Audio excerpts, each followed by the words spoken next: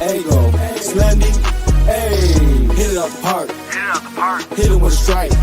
From the national anthem to the bottom of the night. I'm in Slendy, Ego, Slendy, Ego, Slendy, Ego, Slendy, hey. You already know what's up. What's that? Another home run. But you know the job ain't done till we hold that trophy up. Hey. What's up, everybody? Welcome to episode 392 of the Talking Friars podcast and YouTube show. Ben Fadden with you here Sunday night after Sunday Night Baseball. It is May 7th, 2023. The Padres, they just dropped a very competitive series to the Los Angeles Dodgers. They win 5-2 on Friday night. They lose 2-1 on Saturday. And then today they lost 5-2 in extra innings. Man, they were 1 out away. Josh Hader on the mound, Mookie Betts up at the plate. Mookie Betts, I believe, didn't have a single hit off of Josh Hader entering that at-bat. Hader misses the spot. Fastball, I believe it was in. Betts takes it left center over the wall. Dodgers tie it. And then the Dodgers in the 10th, they scored 3 runs. There was a RBI single. There was a 2-run home run, I believe, by James Outman on a hanger from Brent Honeywell. Disappointing end to a very competitive series. So we're going to talk about all 3 of those games. We'll talk about other San Diego sports stuff near the end. I want to start with Friday's game and then work our way up to what happened tonight. If you want to join the show, anyone here live on YouTube, I appreciate everyone for being here. You can click that link that is pinned up at the top of the chat. You can come in, ask any questions, or just give your thoughts on this series. I'll let you in if you want to come on in and join the show. I'll get to your comments as well. If you want to make sure I get to your comment or question, you can use that super chat button. Just waiting for some people to get in here. Just a quick reminder, you can use my code Talking Friars on SeatGeek for $20 off your first order. I know some fans have already done that. It's great for series like this Dodgers series where tickets are more expensive than usual. Underdog Fantasy, you can also use that. Great resource for higher, lower picks. You can do parlays where you can have like 5 or 6 different selections and you could win up, 5, 6 times, 10 times the amount, I think 10 times the amount of money on different entries that you make. BreakingT.com. I have the link in my description for great San Diego sports swag there if you want that. And then Gaglione Bros, I'll tell you more about that later in the show. Let's get to Friday's game.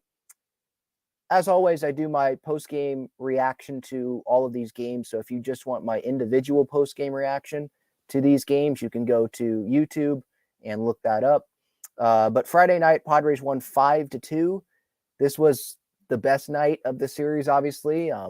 Talking about starting off the series, starting off this Padre-Dodger rivalry in 2023 the right way, that's what happened on Friday night.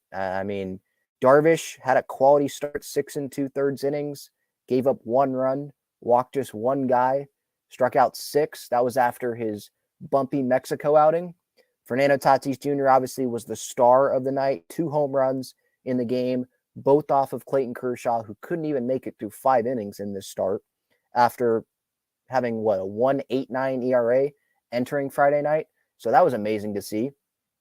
We'll get to the Kershaw stuff in a minute here.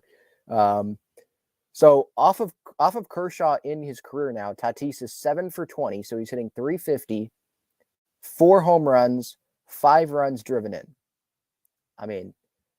I know the pitcher owns batters because they get them out most times, obviously, but that's a lot of success off of a future Hall of Famer. So Nando continued that on Friday. No earned runs from Nick Martinez and Josh Hader, the 2 relievers that came in after Darvish. Again, Darvish was great. I thought had a rough start, but then settled in, kind of like Julio Urias tonight for the Dodgers on Sunday Night Baseball. So Kershaw, 4 2/3 innings, 4 earned runs, walked 5 guys, allowed 8 hits, struck out 7. Walking 5, like that is not a Clayton Kershaw stat that we're used to seeing in any of his starts. 5 walks. And Padres, running with runners in scoring position, usually they've been struggling, and 1 for 8 wasn't great, but they got the power, right? They got the power from Tatis, a 2-run home run that he hit, which was his second home run.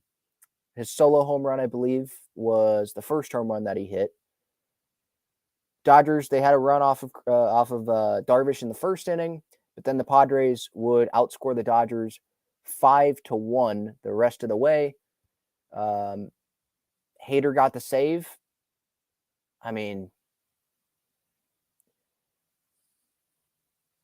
you can't ask for more from what the Padres got from Yu Darvish, right? I thought he was great bouncing back from that outing. I know, obviously, the story from this game wasn't even like the game itself, but I did want to hit on some things from this game because we'll talk about what happened when Hader got the save and the final out. But the production from Tatis and Manny, they both combined for 4 hits in this game. Well, both had 2 hits. That's what I meant to say. Combined for 4 hits. Tatis drove in 3. Manny walked twice. So he got on base 4 times on Friday night. Scored a run. Soto went 1 for 4. Bogarts was able to drive in a run even though he didn't get a hit. So there was production from the top 4 in the Padres lineup. Didn't really see a whole lot of that in game 2 of the series. And then today there was production from the top 4. You wish maybe a little bit more, but the 2 RBIs came from the 2 of the Padres' top 4 guys. Tatis scored. Manny had an RBI today, and then Bogarts had an RBI today. But Friday, they came through. The atmosphere, this was the only game of the series that I went to, which I was going to go today, but gave tickets to family. The atmosphere was tremendous, and I thought the atmosphere on television when I was watching today and yesterday, I thought the atmosphere was really, really good. Sure, there were more Dodger fans there than in the postseason, but in the postseason, the Padres, they limited tickets to people, I think, that were in the San Diego area. And some Dodger fans got pissed off about that. But the Padres knew they were going to sell at the stadium anyway in the postseason. Like, they just wanted, the diehard fans to not have to compete and maybe not be able to get tickets because Dodger fans get the tickets, right? It's not like they were worried about selling out the stadium. They just didn't want Dodger fans to steal tickets away from Padres fans when Padres fans have been waiting for that moment for so long, right? In the regular season, you can't really restrict tickets. I mean, you could, but you're just going to let fans get tickets. There's how many? 6 or 7 probably home games for the Padres against the Dodgers this year. So hopefully every Padres fan that wants to go will be able to go. I know there's some fans that don't like going to the Dodger series, especially in the regular season. If they don't have to, then they won't because of some things that happened there. There was a nasty thing that I saw on social media. I think it happened on Friday night of some Padre fan getting tackled to the ground. I mean, just totally unnecessary. So I definitely understand those that don't want to go, but it's a great atmosphere. It really was. And the Padres, they got the win. I mean, Fernando, this is the thing. Like, when he hit 2 home runs so he hits 2 home runs, right? And then today, you're listening to the Sunday Night Baseball game, and Eduardo Perez, when Mookie hits that home run off of Josh Hader, Eduardo Perez says, "That's what a superstar looks like, Nando," because they're showing Nando on the screen. And then they show Mookie's like celebration in the dugout. Like, Eduardo, did you not watch this game on Friday night to see what Tatis did? Have you not watched Fernando play the game of baseball? You know he's a superstar. Like, that comment was totally unnecessary. I don't think that was a joke. Like, no. I mean, how can that be a joke? He literally said, "That's what a superstar looks like, Nando." I mean, so that was not necessary. I don't even understand. How do you not think that Fernando is a superstar? So I know that happened today, but that, his big game on Friday, that just made me think about that right now. That was just I think that made Eduardo look like a clown, to be honest. Someone that wasn't watching on Friday probably.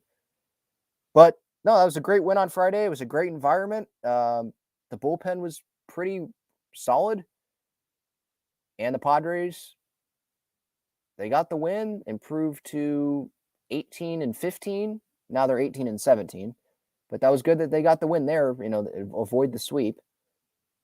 David Vassay, another clown who works for, I think, Sportsnet LA. He was on John and Jim, because I was sitting with John and Jim at Blind Burrow before Friday's game, and he called in. He did an interview on the show, and he was like, "Sweep Diego," because he thought the Dodgers were going to sweep the Padres, and he says he's not a Dodger fan. So yeah, no, he's a Dodger honk actually. But yeah, so at least the Padres, they avoided getting swept, and the next two games in this series were close games. I know today's game, if you look at the score, you weren't watching the game, you didn't know that it went to extra innings. You see 3 runs. Oh man, the Dodgers, they had their way. No, not really. Not really. It was a really close game. It was a battle, and the Dodgers ended up coming out on top. The Padres were 1 out away from getting the series win, and it ends up being a disappointing loss. Like, I'm not pissed off from the loss today, like I said on my post-game reaction, because Josh Hader has been amazing for the Padres this year. And yeah, offensively, you wish that they would have done more. I know I'm kind of going out of order here. I'll talk more in depth about today's game in a little bit, but just while I'm on it here briefly, you wish that there was a little bit more offensively. Wasn't the best lineup out there. Adam Engel was starting, not Trent Grisham. Austin Nola was starting, not Brett Sullivan. Brett Sullivan came into the game. But Tatis got a hit. Manny got 3 hits in the game. Soto got a hit. Bogarts got a hit. Crony got a hit. Kim had 2 hits in the game. But runners in scoring position, they went 2 for 10. They left 8 on base. So, yeah, they could have done more. You wish they would have done more. But I don't know. This just didn't stand out to me at least as a game where, man, so many opportunities to capitalize, and you had runner on third in all of these innings and couldn't come through. At least that was not a focus of mine coming out of this game. I can look back at it. I'll look back at it here in a little bit on situations, if they had how many guys, what situations, when guys were in scoring position. But I wasn't too pissed off coming out of this game. I was more mad about Saturday's game, and I'll get to that. But obviously on Friday, after Josh Hader got the save, the Padres, I thought they did a tremendous thing. Now, some didn't like it, and some were like, did you really have to do that? I don't think the Padres really had to do that. And what I'm talking about is they showed up, the Padres win on the Jumbotron like usual, and they had Clayton Kershaw crying popped up as a meme up on the scoreboard, and they flashed it up there a couple times. And some didn't like that. I was actually videoing at that time. I was not expecting that, obviously. But yeah, it popped up, and so that's on my social media. I think it's on YouTube as a short if you want to check that out. If you did not see it, if you've been living under a rock for these last few games. But I personally was a fan of it. I liked it. Like, sports is supposed to be fun. This is a rivalry, so when you win, you can have fun. Like the Dodgers these last 2 games, they beat the Padres. So I don't know if their social media team had any fun with the Padres. But if they want to have fun, they can have fun because they won. Like, isn't this what rivalries are? It's about poking each other like that. It's sports. It's competitiveness. It's not like the players did that. I thought it was funny that one of the Padres employees flashed it up there. And it's not like the Padres won 1 regular season game against the Dodgers and they did that. No, that was literally from the Padres beating the Dodgers, the 111-win Dodgers, by the way, last postseason. And Kershaw was sitting there in the dugout and made that face. They didn't edit the face. They just put a teardrop on the face. That's what Kershaw looked like after the series. So it was funny. Like, why can't we have some fun? I mean, there are some people, and maybe it's the older audience of Padres fans. There were Dodger fans, obviously, that were talking about how that's low class and blah, blah, blah, little brother. There were some Padres fans that were saying the Padres should apologize to the Dodgers for it. I'm like, seriously? Give me a break. Apologize for having a little fun after winning a baseball game? After chasing Kershaw doesn't make it through 5. Tatis hits 2 bombs. They just beat the Dodgers in the postseason last year. We're not allowed to have some fun?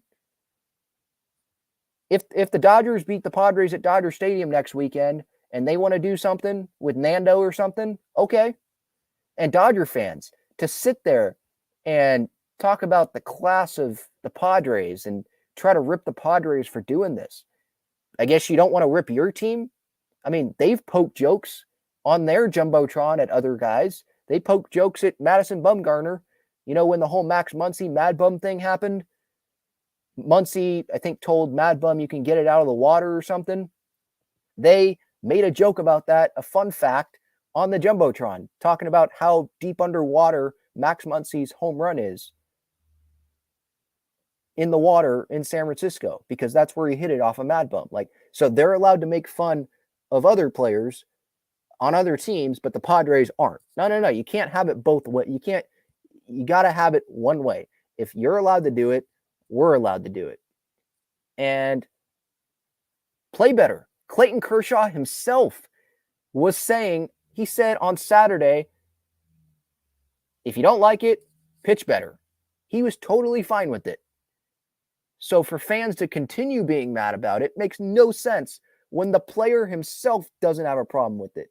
He owns up to it and says, no, pretty much saying, I got to be better. So, yeah, some people, I mean, man, it feels like they're too sensitive sometimes. I mean, it's sports. Let's have some fun. Don't take stuff so seriously. I mean, you can take the wins and losses seriously, okay. But for people to take them throwing that up on the Jumbotron so seriously, oh my gosh. I don't know. Am I wrong on that? That's my viewpoint on it. Yeah, Devin says, why apologize for having fun? Ridiculous. Justin says, apologize for nothing. Devin says, some people didn't like that Wander Franco was spinning the ball before throwing a runner out. Yeah, like, if he didn't throw the runner out, yeah, that would have been a bad look. But he threw the runner out, and baseball has changed. Like, guys like to have fun. Charlie says the meme just lit a fire under the Dodgers to win. Did it? Should you be motivated by a meme to go beat your division rival? I mean, I don't think so.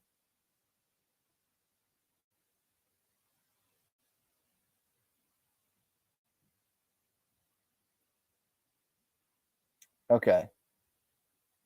Devin asked, do you think the Kershaw tier meme cursed the next 2 games? No, I don't believe in that. No, like, the Padres, they didn't come through offensively last night, and I'll get to that here in a second. And then today, they had a win. They were 1 out away, and Mookie got Hader, which isn't going to happen very much. I would be surprised if Hader gives up another home run to Mookie this year, to be honest. Like, that's not going to happen very much. All right, moving on to the second game in this series. Padres lost 2-1 yesterday, fell to 18-16. Tatis had a 3-hit game. Blake Snell pitched really well.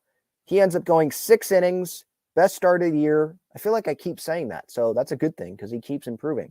6 innings, 1 hit, 2 earned runs, walked 3, struck out 6. Kind of like Darvish. You going to ask for anything more than that? I mean, he was really good. The offense just didn't do much. They didn't give him a whole lot of run support. They scored 1 run. Tim Hill, Brent Honeywell, Steven Wilson pitched 3 scoreless innings out of the bullpen. The offense, that's what it was. You go Saturday night, you look at the box score. Manny and Soto combined to go 0 for 8. Tatis had a 3-hit game, drove in a run. But there was the 6th inning, right? I just want to make sure I get this correct. So the 6th inning, I think that's where it was. Yeah. Tatis got on with a single, and this is when Dustin May's still in the game. Manny strikes out. Soto grounds out weakly to Miguel Rojas. Xander Bogaerts grounds out. So there was a missed opportunity there. Like Nando, when he's on first base, it feels like he's in scoring position.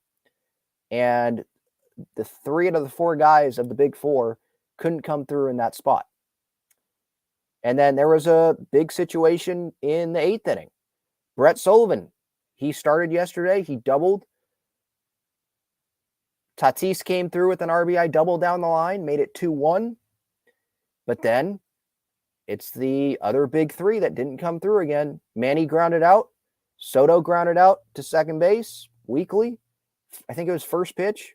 Or maybe it was a 1-0 count. And then Bogaerts grounded out again, too. I'm not going to get on Bogaerts too much because he's been really good this year.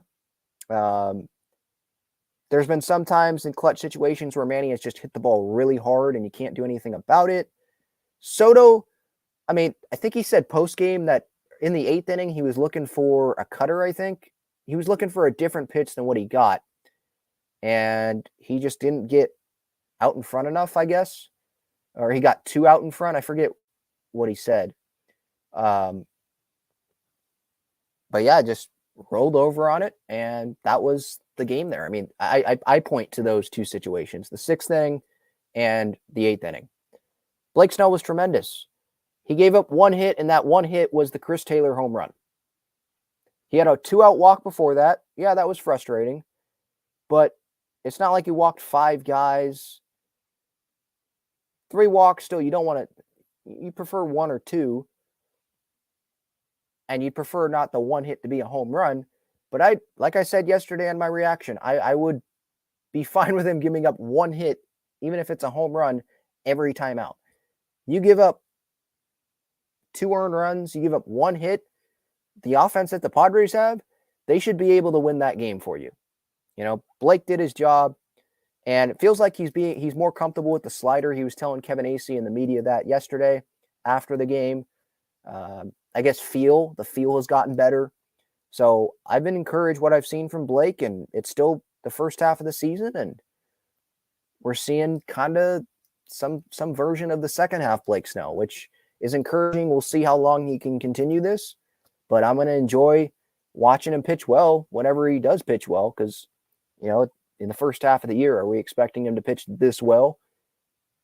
No, but he's doing it. So, you know, Saturday, like I said earlier, Saturday's the game I was more disappointed with than today's loss to the Dodgers.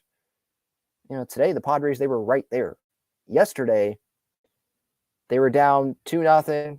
They scored a run in the 8th, had their chance there. They weren't 1 out away from a win. You know, they were down 2-0. Offense didn't score in the first 7 innings. Tatis came through, him and Sully in the 8th, but then there was nothing after that. So that sucked. But this bullpen has been really good. Brent Honeywell, he pitched pretty well. Steven Wilson, Tim Hill, I already hit on that. But they've been good. Honeywell, now he has 3.26 ERA after the extra innings today, or the extra inning. But he had a 2.45 ERA after last night. So the ERA obviously kind of got inflated from today. But he's been good. Steven Wilson has been good. Tim Hill has been good. Josh Hader obviously has been amazing. Luis Garcia, did he pitch at all in this series? Because he was sitting in the bullpen. And if I look at my bullpen chart that I put out every day, yeah, didn't pitch. I think he was available. Was he not available? I thought he was in uniform. He was sitting in the bullpen today. Didn't pitch at all. He has not pitched since May 2nd. That was the Tuesday game against the Reds. The middle game of that series. So, I mean, Garcia, the last, couple outings, I think, he hadn't been pitching too well, so I understand them giving him some time off, but I was expecting him to pitch at least once in this series. You know, Honeywell yesterday had 24 pitches. I was kind of surprised they went back to him today, but I guess that meant that they did not want Luis Garcia taking the mound at all in this series. And today's game, Padres lost 5-2. Joe Musgrove, I mean, the starting pitching this series was really good. Darvish on Friday, 6 2/3, 1 earned run. Blake Snell, 6 innings, 2 earned runs yesterday. And then today, Joe Musgrove, I thought he was going to go longer than this, but he went 5 innings, no earned runs, 5 punch-outs, 2 hits, 1 run, but it wasn't earned. Soto dropped that ball and left. 3 walks, 5 punch-outs. ERA is now 6.75. It's going to take a while to get that ERA down to, sub 3 or something like that because of the Mexico outing. But the Mexico outing was Mexico. Sure, he wasn't on his game, but Mexico is just totally different. Darvish struggled in Mexico a little bit, right? And then he came back and bounced back. So take that ERA with a little bit of a grain of salt. But, Musgrove today, so top of the third, Freeman. He got Freeman to pop out to short with the runner in scoring position. I think there were 2 guys on there. Top of the fourth, he got James Outman to pop out to third with the runner in scoring position. I think there were 2 runners on there. Then they didn't allow him to get through the 6th or even get an out in the 6th inning. He only threw 81 pitches. So I was kind of surprised that they, with all the time off that he had, because remember, his start got pushed back because of his foot, the foot stuff, right? He was running in Mexico City and he burned his feet, I guess. It was like 120 degrees on that artificial turf. So that obviously had to hurt pretty bad. But I guess he looked good today. I thought he was going to go longer he didn't pitch since last Sunday.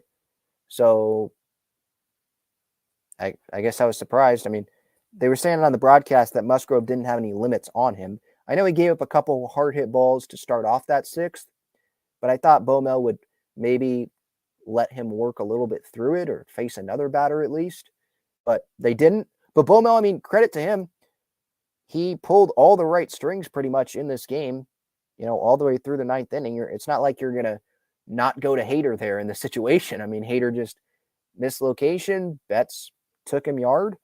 And I don't think that's going to happen again. I'd be surprised if that happens again this year when Hader's pitching well, like he has been this year entering tonight. Steven Wilson came in the game in the 6th inning. He got the pop out to second base from David Peralta to strand the bases loaded. He got Chris Taylor and Mookie to strike out to start off the 7th inning. Martinez came in for the final out against Freddie Freeman, got him out, jammed him. I think Baumel, because Martinez and Wilson are 2 righties. I think they had Martinez come in because of the changeup with Freddie on, but Martinez wasn't really locating, went to the fastball up and in, jammed him, got out of it there. Martinez had first and second no outs in the 8th inning, I want to say, right? 8th inning. Let me double check that real quick. Yeah. 8th inning, first and second. No outs. There was the double by Will Smith, walk from Max Muncy. Michael Busch was the pinch hitter. Martinez struck him out, got Outman to fly out to Soto, and then he got Vargas to line out to Xander. Xander showed some hops there and got out of the inning. The bullpen was good today. Offense, 2 runs, that wasn't enough. 8th inning, it was the 8th inning, right? There was a base runner there. Soto got on. But then Bogarts, he was not able to get on. Soto was out at second base. Or no, Bogarts got on. Soto was out at second. It was a fielder's choice. Soto, I guess they ruled him out of the base path. It was going to set up a double play, but Soto ran back so that he had to get tagged so Bogarts could reach. Cruz struck out. Crony lined out. So couldn't get anything there. And then Hader came in, got Trace Thompson to ground out, got Chris Taylor to fly out to Soto. I thought that might have been gone off the bat, but it wasn't. And then Betts got him. If we go back and look at I'm trying to go back and look at the pitch location. So Sullivan wanted it low and away. I'm watching it right now, and it ended up being, they say it was a sinker, 96 96 miles per hour, leaked middle in, and Betts took him yard. That's not going to happen very much.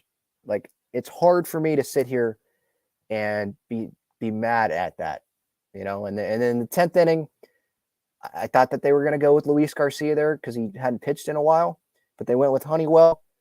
Honeywell allows a run and then gives up the home run, just a pitch that hung over the middle of the zone to Outman. Kind of Petco porch job there. And the Padres, they couldn't get any runs in the bottom half of the inning, which the bottom half of the inning, they had their guys up. They had Tatis up, they had Manny, they had Soto, and Phillips, he got all of them out. So credit to him. Tatis flied out, almost went yard there, kind of to the warning track to Outman. Manny struck out, and then Soto grounded out to Freddie Freeman. Ended the game. Padres lose the series, but as you can see, it was a competitive series. They win Friday. They lose by 1. Had definitely some opportunities to come through on Saturday, but didn't. And then today, they were 1 out away from getting the win, 1 out away from the series win, and it just did not happen. But these games were what we wanted, or at least what I wanted going in. Like, if they were going to lose the series, make these games competitive. At least have them be competitive, and I'll be good. And so I'm good. I mean, yeah, it's disappointing, but I'm not going to sit here and, overreact. Oh, the Padres, they can't win the division. It's the Dodgers division again. Padres, they're not a World Series contender. I'm not going to do any of that. It's May 7th. These games could have gone either way. There were some bright spots. I mean, you got to point to the bullpen, I think. Majority of the bullpen for bright spots. The starting pitching was phenomenal, I thought. Tatis had another pretty good series. And you got to tip your cap to Mookie today. He capitalized on that pitch. Tip your cap to Outman on the hanger from Honeywell. And, yeah. The Eduardo, I'm still thinking about the Eduardo, what's his name? Eduardo Perez comment that he said. Just still, I mean, why? What's the point of that? Do you not watch baseball, dude? That's what a superstar looks like, Nando. What was he trying to do there? That's what I want to know. Like, do you really not think Fernando's not a superstar? Like, you think Betts is a superstar, but Fernando is not? Is that what he really thinks? There's no way he thinks that Tatis is not a superstar, right? Was he just saying, that's a superstar, Nando? Like, man, Mookie's good. Like, he didn't mean it against Tatis. I mean, it came out the wrong way, I guess. I mean, he could have just said, that's a superstar. He didn't have to say, that's a superstar, Nando. It just made it seem like he was kind of attacking Fernando when we all know Tatis is a superstar.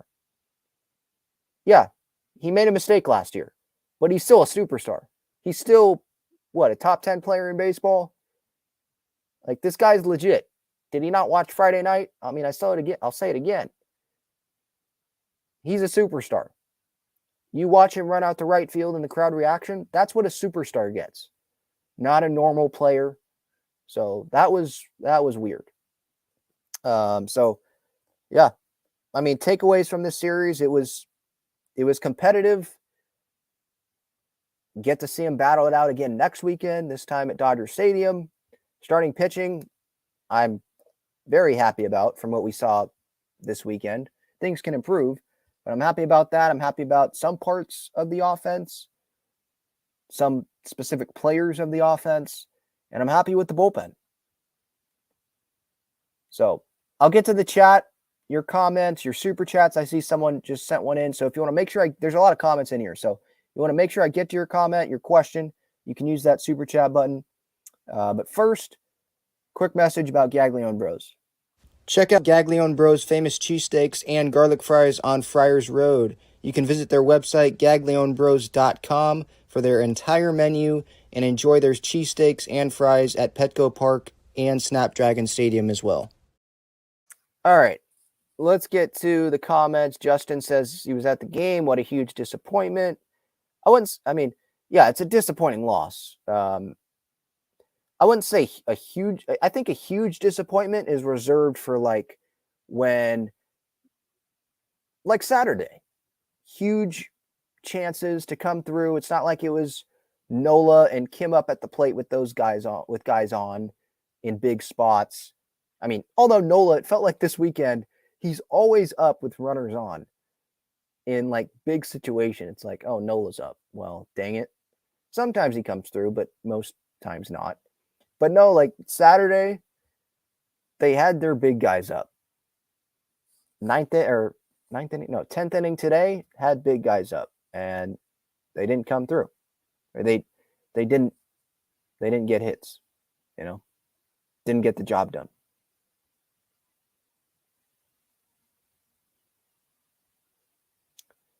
Devin says, I think Hader blowing the save shuts down the argument of the decision pitching either Suarez Hader against Harper, in my opinion. Oh, in the NLCS. Doesn't matter who's pitching, the hitter sometimes gets the win in the duel. Yeah, like I've said this so many times. I was fine with the Suarez decision. Suarez and Hader were pitching just as well. And they went with Suarez to get through that 8th. They wanted Hader for the 9th because that's just where Hader was comfortable, and he's a one-inning guy, and they were confident in Suarez. It's not like they weren't confident in him. And Harper still doesn't even know how he laid off that changeup in that at bat. So, yeah. Molokai, excuse me, sorry. What's up, Ben? I know it's early thing, but I have genuine concerns that our superstar lineup is not able to perform and live up to high expectations. I don't have those concerns yet. I know there's been examples of those guys that you're talking about not come through. I mean, we saw it this weekend, but I'll be concerned if it's like September, and assuming they're, going to make the postseason. It's September and they're not coming through, because that's when you want to be coming through, right? You want to be coming through at the end of the year, get hot then, like they kind of did last October, and just ride that, right? I'd rather be doing it then than now. But I understand the disappointment. And if you do have some concern, because, yeah, there's been some points where they haven't come through. But I still believe Soto's going to hit a little bit better than he is now. Now, some might say, well, Ben, he needs to hit a lot better. And I wouldn't necessarily disagree with that. But even a little bit better Soto will really help this team. Because a little bit better Soto, some balls are home runs, some balls are hit opposite field into the gap and score runs.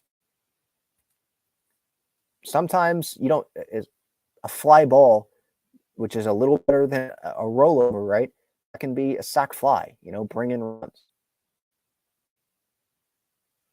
Yeah, Justin. Yeah, that Soto, he had the ball in his glove. How does he not catch that? I mean, Mookie, maybe the sun, he said on the broadcast the sun was not in his eyes. That's how the Padres scored their second run. The Manny, that ball was smashed. That ball was crushed, by the way. That scored Tatis the first run of the game today. The Mookie one, I guess the sun wasn't in his eyes. He just missed it, which is weird. Maybe he just didn't know where the wall was. The Soto one, I mean, he was in the shade, right? In left. You got to make that catch. Try to catch it with two hands or something. I don't know. But, yeah, that was inexcusable. And that's why Musgrove didn't give up any earned runs today, because that's not an earned run. That's on Soto.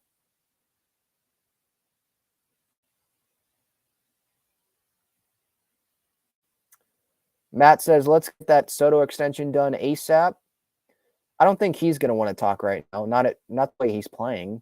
Not at this value. Like, he's going to want to have like an MVP caliber year, kind of like Manny did, before he discusses a contract extension, I think. Unless the Padres go offer him a ton of money right now. But why would the Padres want to do that, right? You want Soto, the Padres should want to see Soto do it in a Padres uniform before giving him a ton of money.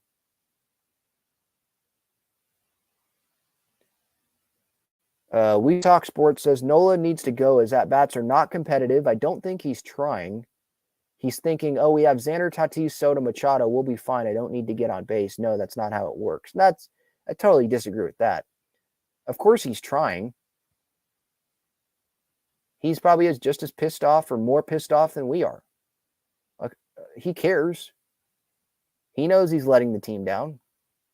You don't think he looks up, he sees the huge, gigantic Jumbotron with his average at like 150 or wherever it is now? So I totally disagree with I don't think he's trying. It's not like he has this like $500 million contract where he has his money and all that. Like, no. When Campy, he's trying to battle for a job right now, a starting job, because when Campy comes back, what are they going to do with Nola? You know, Nola's hitting, dang, I was almost right on the number. I just guessed. 151 is what he's hitting right now. So he's trying, just not happening. And he was hitting really well in that short season, and the Padres, they took that gamble and hasn't paid off really. I mean, look, I know he's valuable defensively, not throwing out runners or stuff like that, but I'm talking about, commanding a pitching staff. The postseason, he caught in every game. They weren't really trusting Alfaro or Luis Camposano last year. But I think they need to give, kind of like the Campy situation earlier in the year, let's give Brett Sullivan like equal playing time with Nola and see how it goes.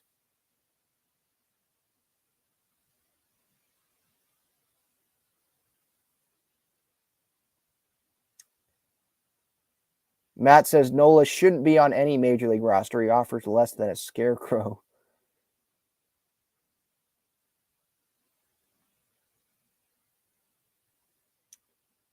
Artie on Wax says going to LA this Friday is going to be brutal after this L. I mean, I'm not someone that like has Dodger Stadium on their bucket list. So yeah, if you're going, I mean, good luck. Just don't get beat up.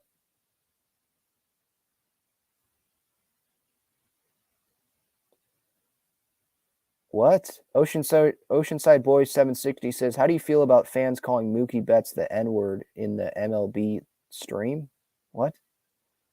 I'm just going to not even talk about that because I don't even know what you're talking about. So I don't want to talk about something that I don't even know.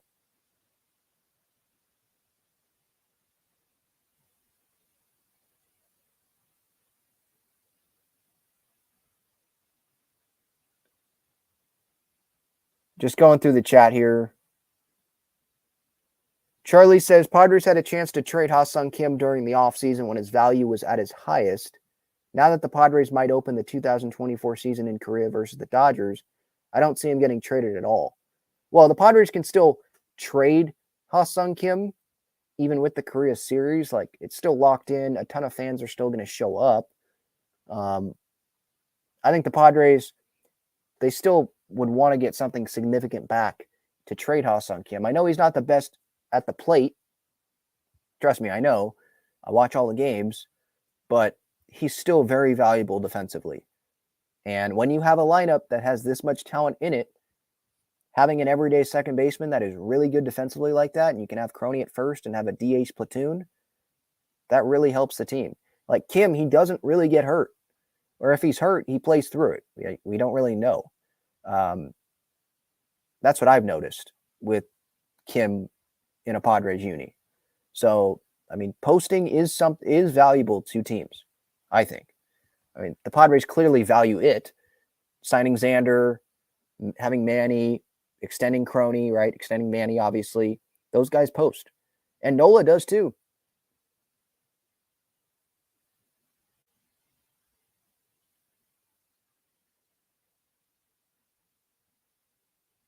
Justin says the it's early line is getting stale. Yeah, I definitely understand that. And it's not that early anymore. Yeah, I'll definitely acknowledge that. But it's also, I think, fair for me to say these are 3 games in May. One of them they won. Another, they lost by 1. And this one, they were 1 out away from the win with the best closer in baseball on the mound. And something happened that's probably not going to happen again this year. So I'm trying to take some positives. I think there's plenty of positives to take from the series.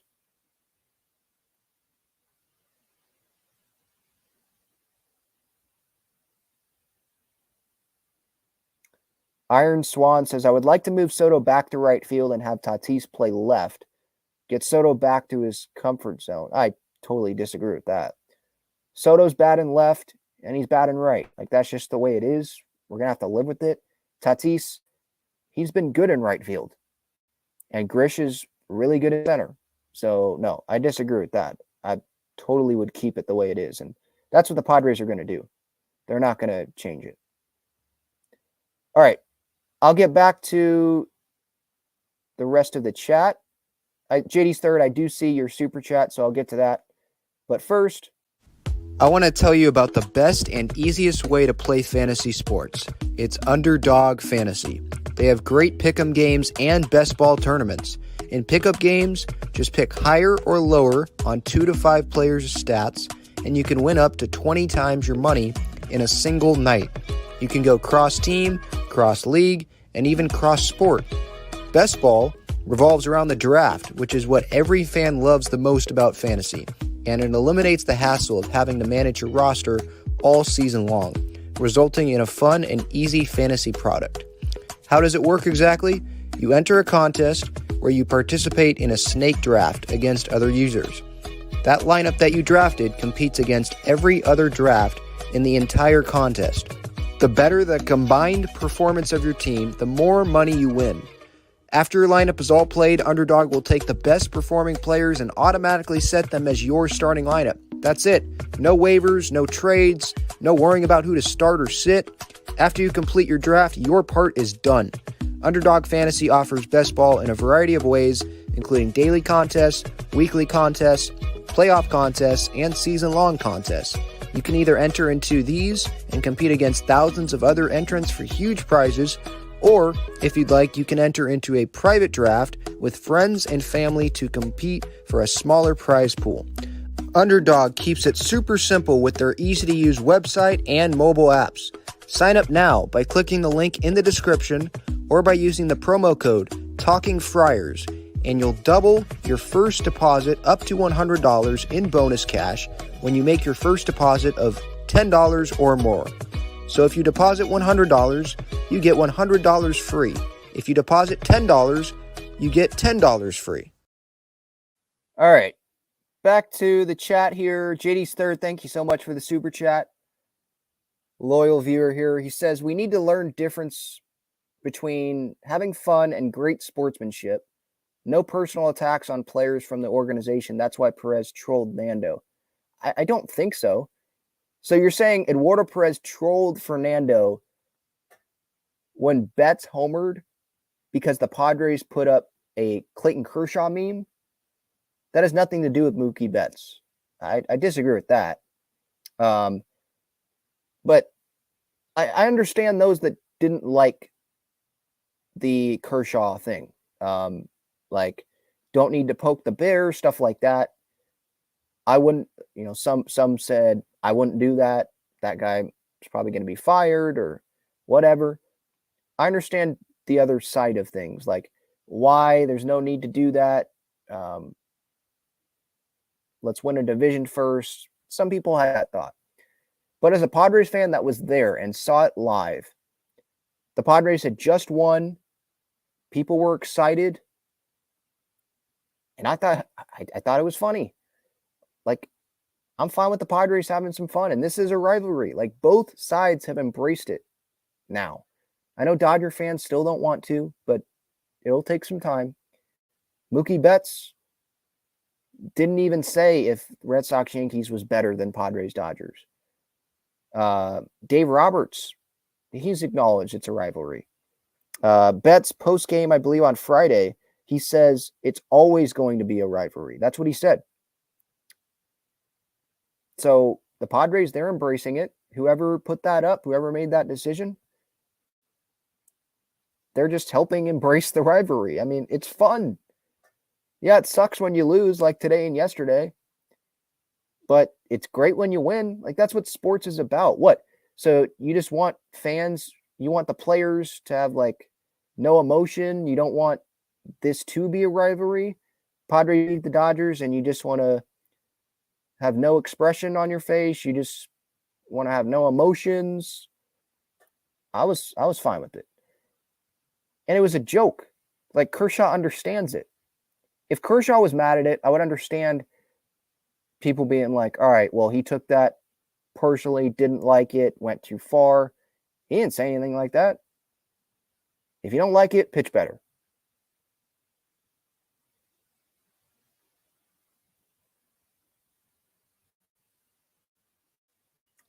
Mills, good question, says, so Ben, would it have been a huge series win for the Padres? Saying if the Padres would have won this series.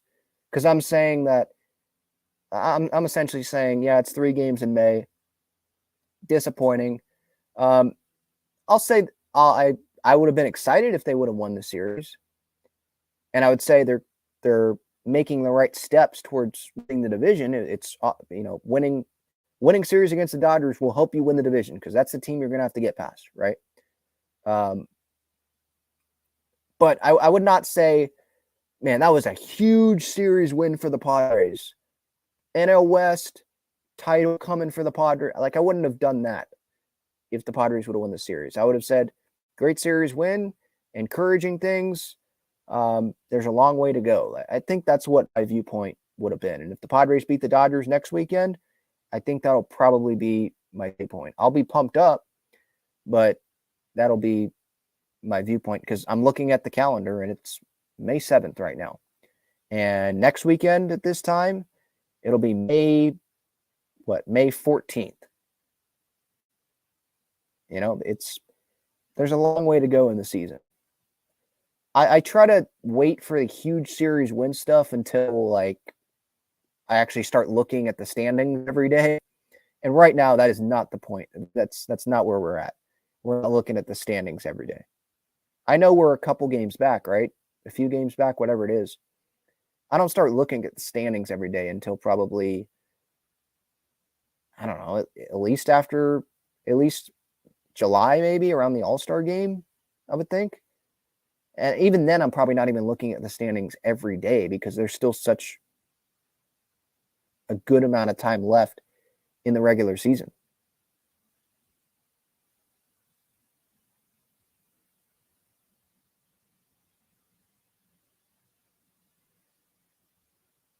Yeah, Pedro says Behader was on fire in the playoffs. Yeah. I'd rather have him be amazing in the playoffs and dominate Mookie then than for him to dominate Mookie now and he would have given up a home run to Mookie in the playoffs, right?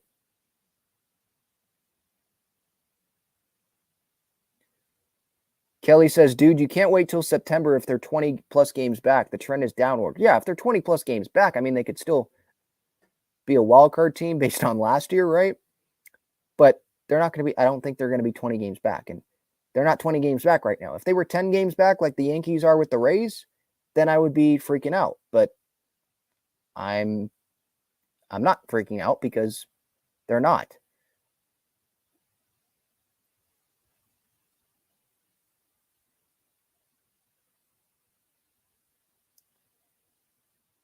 Okay, Pedro, I'm just going to not even really talk about this very much. He says, fire Bomel. He ain't the one. Okay. He pulled pretty much all the right strings today. He's one of the best managers in baseball.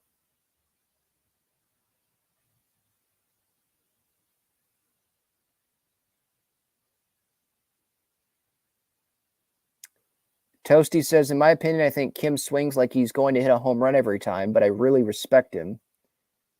Yeah, sometimes I could see that, on like those breaking ball pitches, his helmet coming off sometimes. That's just what his problem has been, is hitting that high velocity. Because, he was playing in South Korea, right? They don't throw that fast in South Korea, right? And I think there's a lot of pitchers over there that they use a lot of different pitches. And so he's used to hitting those breaking pitches and feasting off of that. The walk-off earlier this year against the Diamondbacks, that was on a breaking pitch, I believe, right? That same night that State lost the Natty to UConn. So, yeah, the fastball has been the issue, right, since he's come up. So hopefully he can work on it. It's just hard. I would think it's hard to replicate the fastball in the cage. You can it sounds simple. Yeah, fastball machine, just keep hitting 100 miles per hour in the cage. But I would think it would be different when 40,000 people are there and there's an actual human on the mound and you don't know where the ball's going. You don't know if it's going to be an up and in fastball. You don't know if he's going to start you with breaking pitches and then give you a fastball. You don't know if it's going to be up and out, low and out. You don't know if the fastball has movement like Dustin Mays did the other day, right? So it's probably harder than what some might make it think. If they want to say, well, you can work on it, just go in the cage and fire up the machine, you know?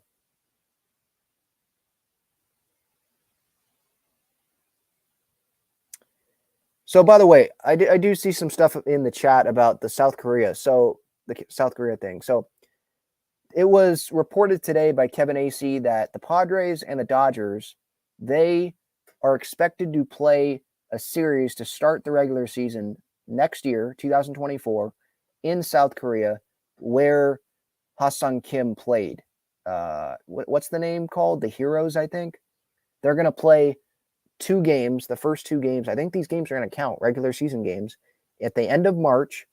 And then the Padres are going to give the team's time to get back to the United States for like the traditional opening day. So it's kind of going to be like, you know, the Mariners and A's. So Bob Melvin has experience with this. I think they went to Japan.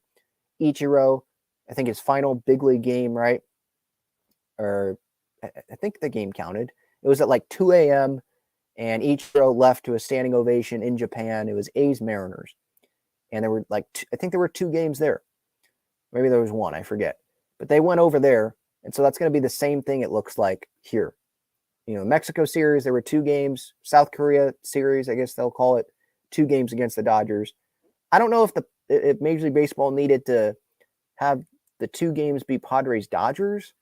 You would think that they'd want that to be at one of the home stadiums just because of the rivalry. There's people that are saying that this is the best rivalry in baseball right now. You know, you could send another team, any other team, Diamondbacks, Rockies, whoever, over there with the Padres. I mean, Ha-Sung Kim is the guy, right? And the Padres already have superstars on the team. I know the team will look a little bit different next year. Every team looks different every year, but there's going to be superstars there. That's regardless of who's playing, they would probably sell out the stadium anyway. So I don't know if they have to use Padre Dodgers for it, but I mean, making the Padres global. Like, I know that the Padres are big in Japan and Korea because the games are played there with Darvish and Kim, obviously. But yeah, I like it. I mean, maybe it's not the most convenient thing for the players and the staff, but it's not like they're sitting on Southwest like us, right? And crammed up in these smaller planes for however long the flight is, right? But no, keep growing the game. I like it. All right. Oh yeah, JD's third says South Korea will be 80% Dodgers, 20% Padres. I don't know about that. I mean, Kim plays for the Padres, not the Dodgers.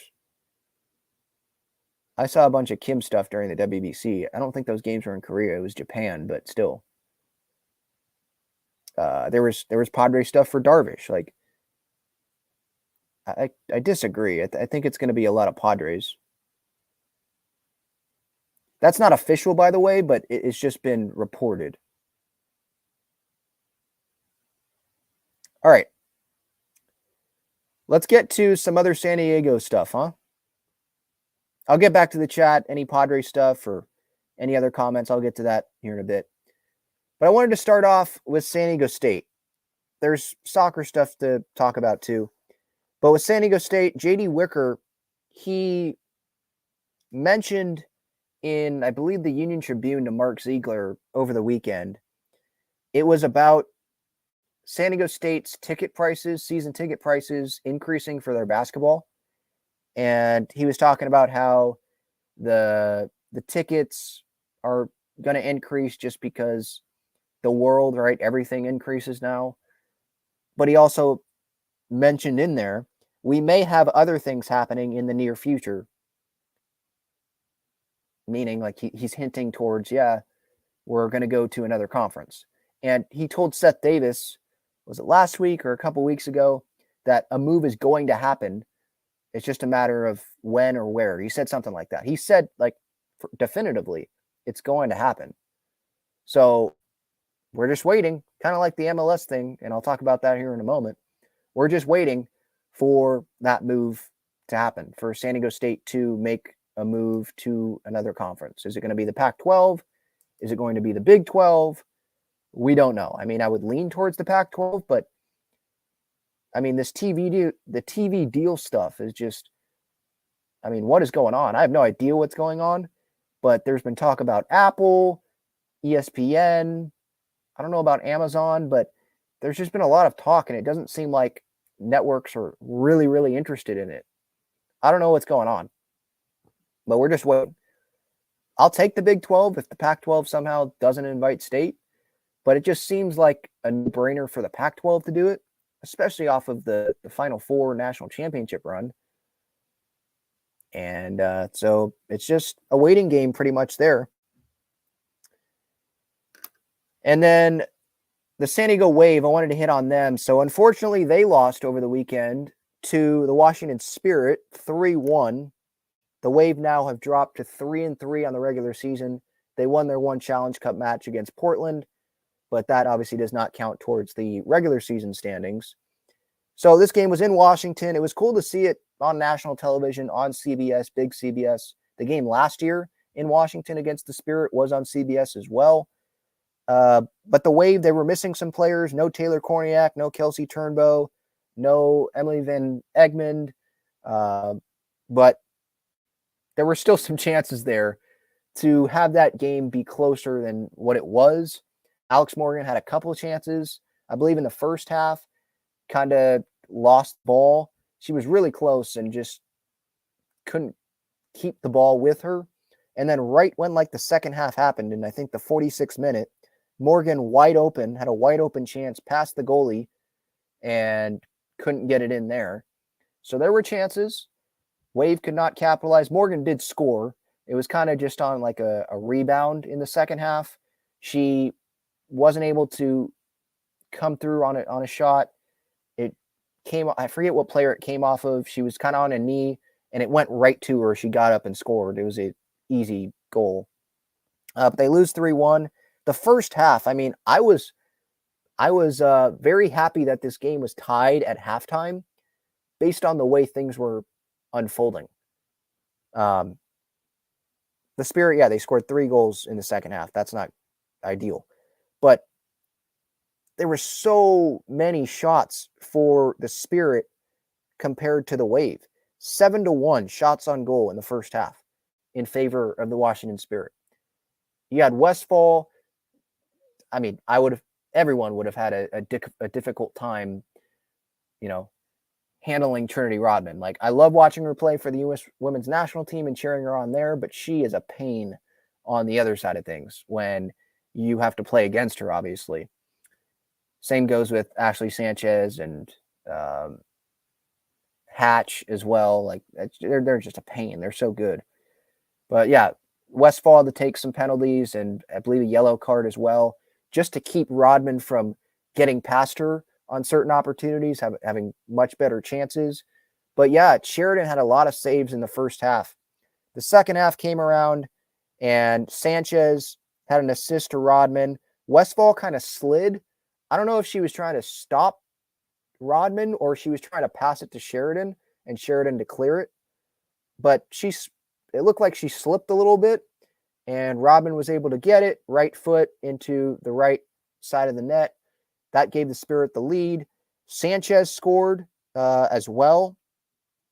I believe that assist was from Rodman. There was like 3 Wave defenders focused on Rodman, and rightfully so. She's so good. And that left Sanchez with like 1 goal on her, and then Sheridan, obviously. And it was a really good shot. Like, it wasn't like it was right at Sheridan or anything like that. It was the top of the net. And then there was a third goal on a header, kind of maybe some miscommunication. Sheridan didn't have a whole lot of room to operate. But I think this came down to, size a little bit. No Korniak, that hurts. and some missed opportunities from the Wave. Morgan had a couple missed opportunities. So disappointing, especially with the way they started off the year, but they're going to turn it around. I mean, there's a lot of talent on this team. This team is a NWSL championship contender, I think. So hopefully they can get healthy. And during that World Cup window, they're going to get some wins because they have good depth on this roster. It's just unfortunate that, the injuries kind of have coincided with the Spirit games, losing to the Pride. And they were winless going into that match. And then now they have 2 more road games. They have to face off against Kansas City, who's a tough team as well. They got off to a slow start, but they're a good team. So, yeah, unfortunate loss, but they'll bounce back. So the Spirit are now 3-0-3. They have not lost still.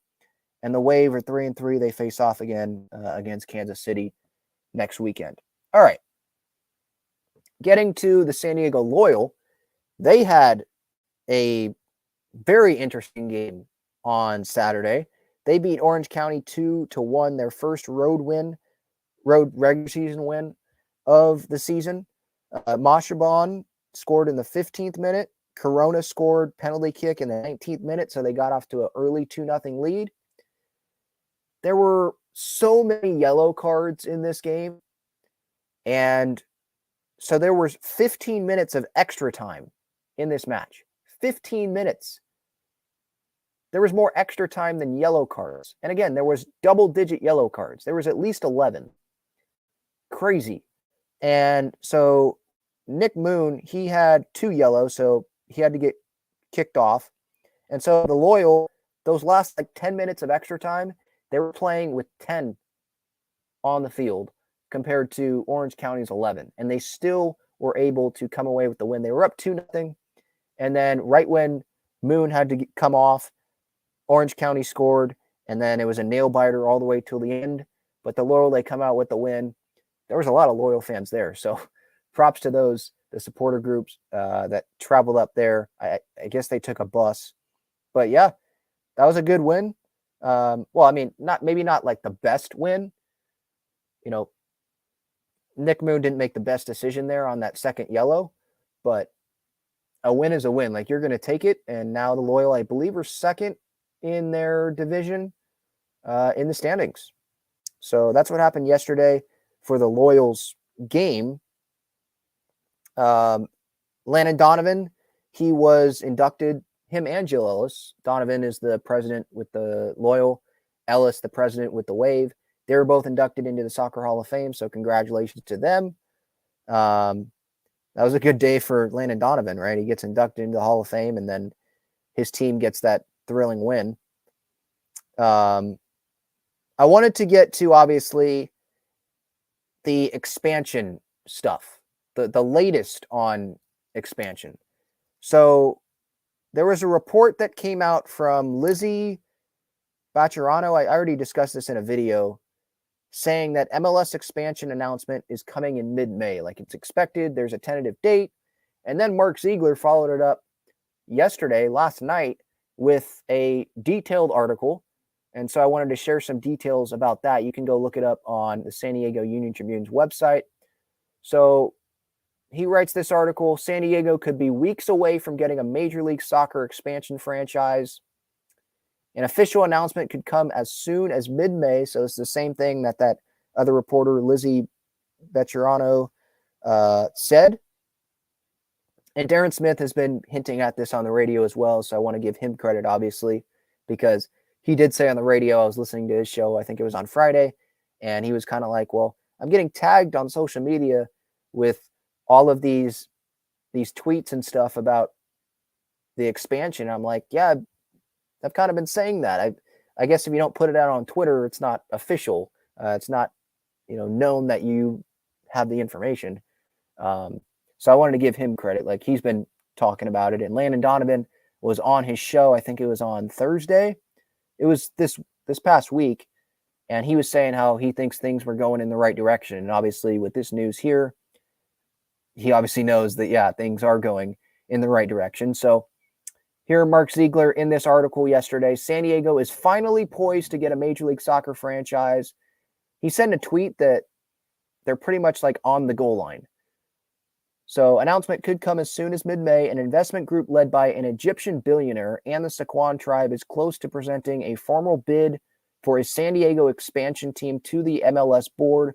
According to multiple sources close to the deal, it would play at Snapdragon in Mission Valley beginning in 2025, that's the expected date. Snapdragon was the expected site. There was that Chula Vista group that tried to put their name in there, but it's been negotiations with Snapdragon, San Diego State, MLS, and this Egyptian billionaire, Mansour, Mohammed Mansour, I think is his name. He's like the lead guy. A team name hasn't been determined. The Loyal's involvement in this has not been determined, although there is good news on that, kind of. The Loyal, it says here at the end, the Loyal and prospective MLS investment group, they have held talks over the past few months.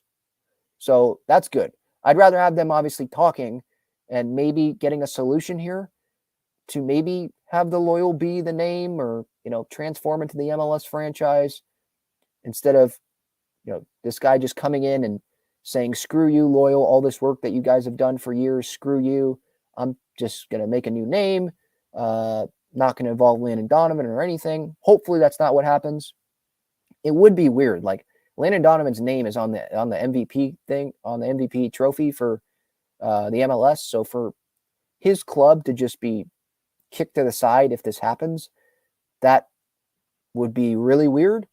But hey, it's a business. I just hope that doesn't happen. But in this article, so here's what has to happen. Like these are the steps. So the finish line could come as early as this week. Representatives of MLS, San Diego State, and the prospective ownership group are expected to meet in San Diego to finalize a stadium lease. That is this week. The next step is putting the entire proposal in front of MLS owners in a virtual meeting. Many sources, according to Ziegler, view this as a formality for approval. So they're going to get the lease done. Hopefully, there's not going to be complications with that. You hope. Then the MLS owners can approve this, and then it can happen.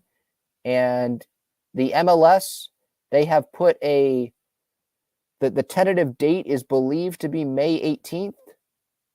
That's what it says here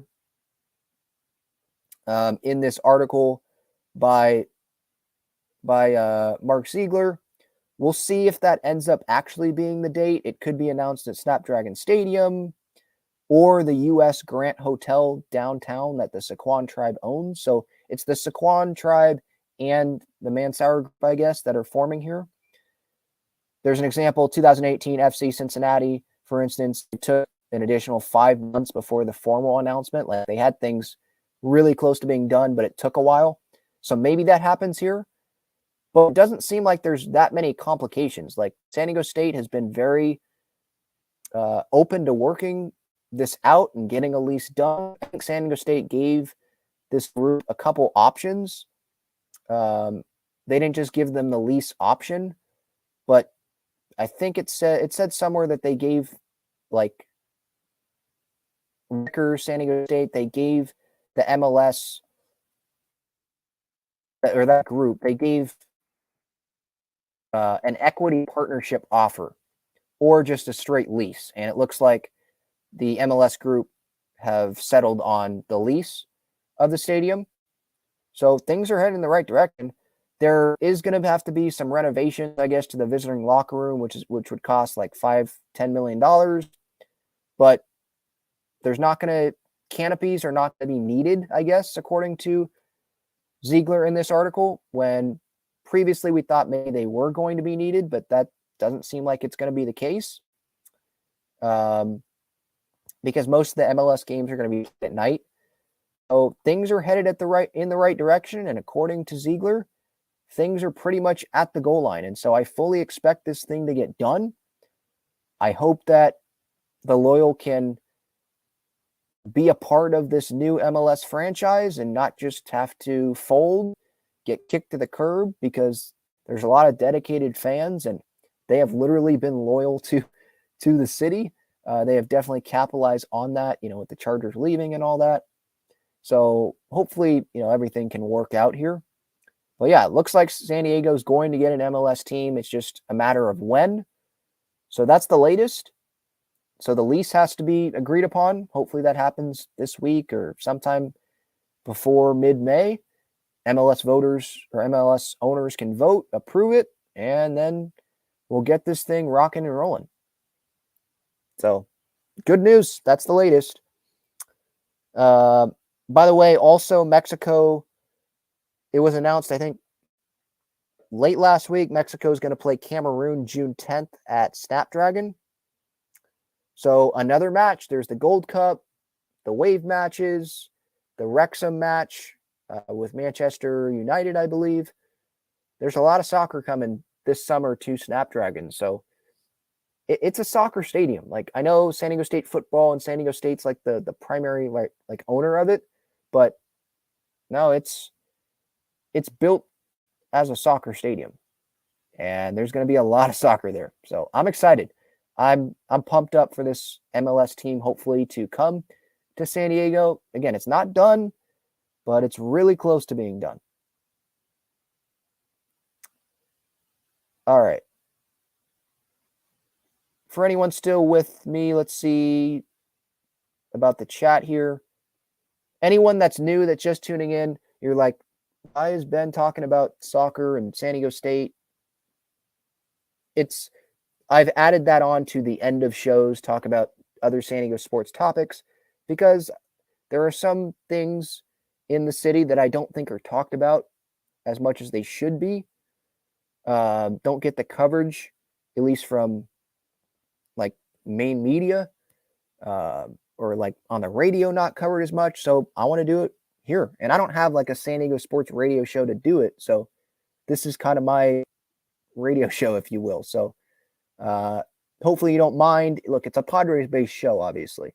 And it's going to be always, but I have a passion for other San Diego sports as well. So, and there's others that do as well. So I just want to add that on whenever something comes up. If there's nothing going on, I'm not going to, but whenever something comes up, I will. All right.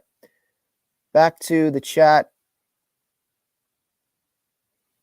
JD's Third says, we seriously act like we won the division and World Series last year, and we will do it every year going forward. Not sure where this confidence comes from. Not history or stats. Well, kind of history. I mean, not division-wise or World Series winning-wise, but they beat them last year in the postseason when it matters most, in a 111-win team, a team that had their manager guaranteeing that they were going to win a World Series before the season even started. So that's history there. That's some confidence. They did it without Tatis. That's some confidence there. They did it without Bogarts. There's some confidence. That's where it comes from, I would think. And Tatis, a lot of these guys, they play with confidence.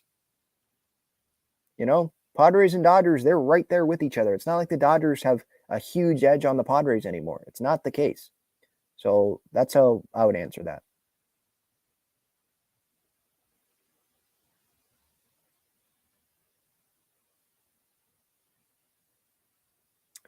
Yeah, JD Sutter, I think who have more fans in South Korea? I think the Padres.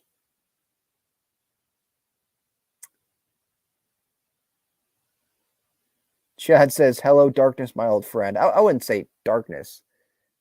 It's not darkness. They're, 3 games back? It's May 7th, Relax. We'll be good.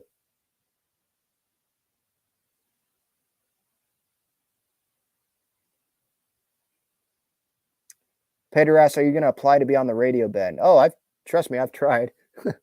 I have a great relationship with John and Jim, and I was on their show on Friday from the Blind Burrow. So they're very generous in letting me come on whenever they see fit. And I listen to the shows, and I'm going to keep doing this and hope that an opportunity comes up. But yeah, that's pretty much what it is right now. So I'm going to keep writing on gaslampball.com and keep doing this show, keep interacting with Padres fans, San Diego sports fans, and we'll see what happens with that. All right, that'll do it. Episode 392, Talking Friars, Padres-Dodgers series reaction. Padres lose a close competitive series to the Dodgers.